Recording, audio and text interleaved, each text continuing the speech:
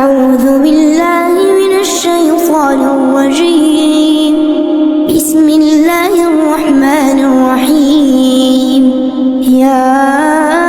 أيها المزمل قم الليل إلا قليلا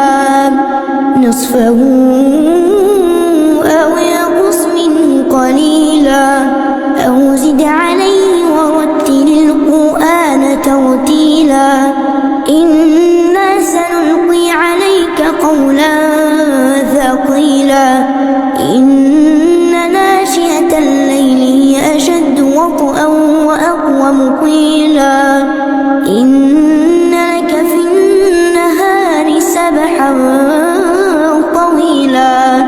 واذكر اسم ربك وتبتل إليه تبتيلا رب المشرق والمغرب لا إله إلا هو فاتخذه وكيلا واصبر على ما يقولون واهجرهم هجرا جميلا وذرني والمكذبين أولي النعمة ومهلهم قليلا إن لدينا أنكالا وجحيما وطعاما ذا غصة وعذابا أليما يوم ترجف الأرض والجبال وكانت الجبال كثيبا مهيلا إنا أرسلنا إليكم رسولا شاهدا عليكم كما أرسلنا إلى فرعون رسولا فعصى فرعون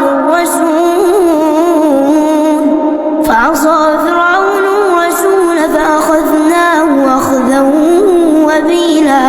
فكيف تتقون إن كفرتم يوما يجعل الولدان شيبا السماء منفطر به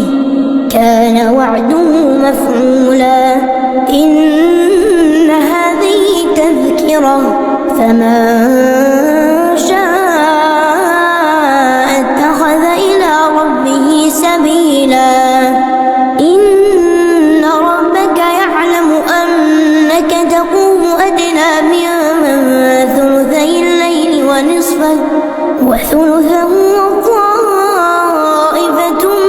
من الذين معك والله يقدر الليل والنهار علم أن لا تحصوه فتاب عليكم فاقرؤوا ما تيسر من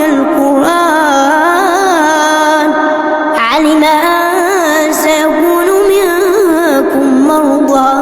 وآخرون يضربون في الأرض يبتغون من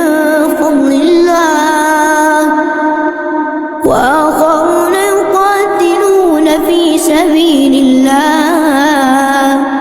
فاقرؤوا ما تيسر منه وأقيموا الصلاة وآتوا الزكاة وأقرضوا الله قرضا حسنا وما تقدموا لأنفسكم